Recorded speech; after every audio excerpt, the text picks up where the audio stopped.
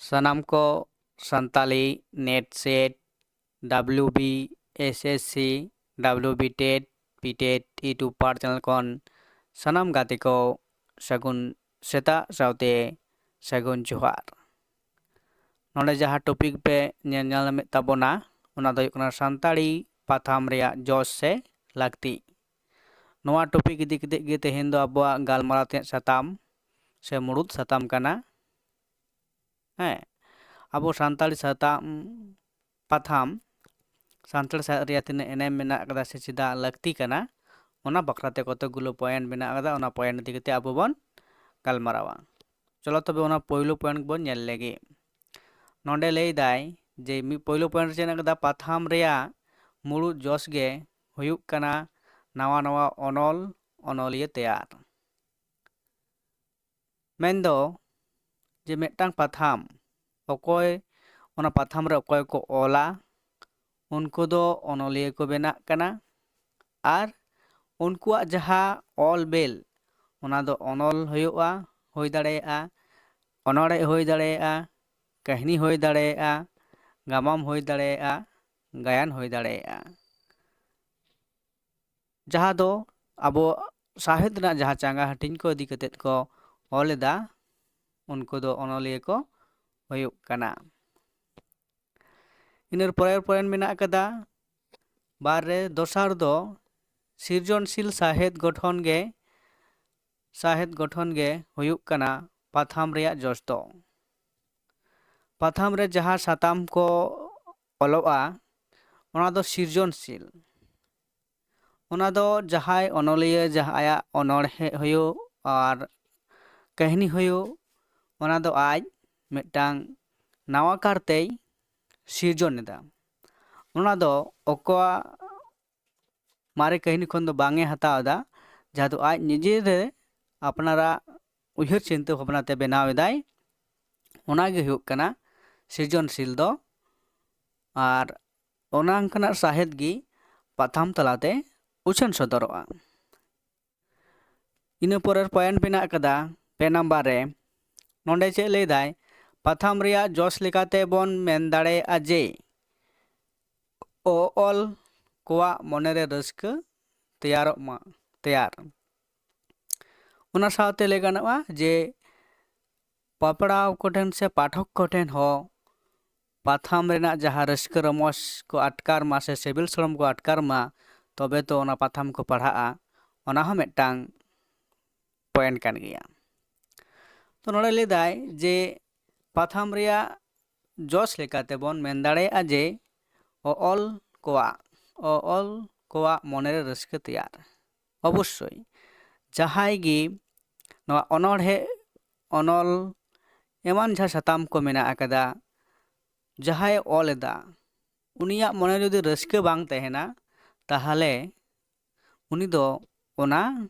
सृजनशील साहित्य दो किन्तु बाय चर्चा दाड़ेया से बाय ओल दाड़ेया ओना लेकाते उनिया मनेरे रस्क दो अवश्य तैयारोआ और ओना रस्क तैयार लेन खान गे उनी दो आज साहित्य रे चर्चा रे आया मने बैसवते से गड़ियाव ते ओना लेकाते आज साहित्य चर्चा दिया पाथाम तलाते होक एवं तायम दाराम जहाँ दो हुयुक कना पुथी तलाते आया साहित्य ना गणगान पुथी लेकाते उजन सदर दाड़ेया इन पर जहाँ पॉइंट मेना कदा 4 नंबर पॉइंट ना दो हुयुक कना जे पाथाम रेया जो लेकाते आरहो बोन मेन दाड़ेया जे पाथाम तलाते चेद लेका साहित्य उतनआ उनकागे सावता हो उतनआ नोहा मिटांग अडी दामानान पॉइंट कना पाथाम रे चेद जिनिस को ओलोग कना से उना जिनिस को दो आबो ओका खन बोन ñaमेदा नोहा हो बाडाय लाक्ति कना नोंडे जहाँ लई हुयुक कना साहित्य और सावता नोआ किन रेना जहाँ सगई से सम्पर्क दो अडी गहिरा से ओना दो अडी मेनेद अना कथा कना से जुक्ति युक्त तात्पर्यपूर्ण कथा कना चेदा से सावता बांग तहन खान साहेद बांग चर्चा और साहेद चर्चा कते सावता रेगी पासना सावता रेगी साहेद चर्चा और सावता रेगी साहेद हो पासना नोआ लेकाते साहेद जेमन लेदा उतने दरकार कना सावता हो किंतु ओना ताला तेगी उतने से लाहांती डहार से चला इन पर पॉइंट हुयुक कना जे 1 नंबर पॉइंट जे पाथाम रेया जो जोश गे हुयुक कना सानताड़ी पारसी साबाद मुरई रेया केटेजोग मा आर दाड़माकाड़ बेनाग मा आबो जहा पाथाम बन मेनेदा नोआ दो सानताड़ी साहेद बात कते रहो जहा एटा साहेद एटा पारसी रेना साहेद मेना अकादा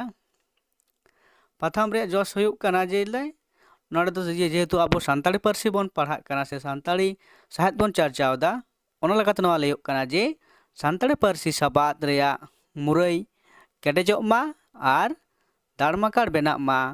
जहा दो आबो आबुआ पारसी लेकाते जहा दो मुड़ुद अड़े साबाद को मेना अकादा ओना लेकाते आबो बन व्यवहार दाड़ेयाग मा आबो बन रड़ दाड़ेयाग मा बन ऑल दाड़ेयाग मा बन जहा दो आबो इंग्लिश से बांग्ला रेना खन साहा कते जहा दो खाटी आबो सानताड़ी रड़ ऑल ओना को बन व्यवहार दाड़ेयाग मा नोआ लेकाते हो आबोआ अड़े मुरई दो बेसे साबाद मुरई दो अड़ी लगती मेना अकादा इनर पर पॉइंट मेना अकादा चे लेदाय जे सानताड़ी पारसी स्टैंडर्ड हुयुक मा ओना लेकाते पाथाम रेया मिट्टांग मारांग चंगा से पांथा दो कना पाथाम नोहा अड़ी मारांग पॉइंट कना सानताड़ी पारसी जस्ती कायते से मुरुद मिट्टांग माने जस्ती कायते चर्चाओ रेना जहा पांथा कना ओना दो हुयुक कना पाथाम तलाते की ओना रेगी विभिन्न अनलिया को ऑल से चिंता धारा उनकुआ ओका लेकाना उना लेकाते आबुआ साहेद से सानताड़ी साहेद रेना जहा क्वालिटी से स्टैंडर्डाइजेशन ओना दा किंतु बढ़तीआ आर ओना क्वालिटी बढ़ती लेनखान आबुआ साहेद चिकाआ नवा भारत जाकात खन देशम जाकात रे आबुआ पारसी रेना जहा सावते साहेद रेना जहा मान ओना किंतु आबुआ बढ़ती चला आर लाहांती डहार सेन डरहाव चला इन पर जहा पॉइंट मेना कदा 8 नंबर पॉइंट नोंडे चे लेदाय पाथाम रेया जोश लेकाते आयमा बन बाडाय केद रेहो सानताड़ी पाथाम रेया मुड़ुद जोश गे सानताड़ी साहेद हरा बुरु आर लाहांती डहार से चाचलाव इदी नोहा दो मुचाद पॉइंट लेकाते लay गानोआ जे पाथाम रेया आयमा जोश को बन नेल किदा से लक्ति को बन नेल किदा जे चेद लेदा मुचाद चे लेदा पाथाम रेया मुड़ुद जोश गे सानताड़ी साहेद हरा बुरु नोहा दो जथात कथा आर ओना चिका लेकाते लाहांती से उतनाव इदी गानोआ ओना रेना मिट्टांग प्रक्रिया से सिस्टेमेटिक तलाते नोआ दो चिका लाहा इदी रेना सिस्टेम से व्यवस्था से बंदेज कना नोआ गे हुयुक कना पाथाम ना जोश इदी कते गलमारा टॉपिक इन परे आरो जे नोंकाना वीडियो मिट्टांग टॉपिक चेतान रे बेना अकादा मा इनखान तेहना वीडियो तो नोंडे गिन मुचाद दा आर नोआ को टॉपिक जहाँ टॉपिक गलमारा हुयुक कना चेद लेका पे बुझाव दा कमेंट हचुन पे कमेंट तलाते बाडा हचुन पे आर ओना लेकाते आपेया कमेंट तला तेगी चेद लेकान वीडियो आपे को दरकार तापेया उनकाना वीडियो गे बनाव हुयुआ मा इनखान तेहना वीडियो नोंडे गिन मुचाद किदा।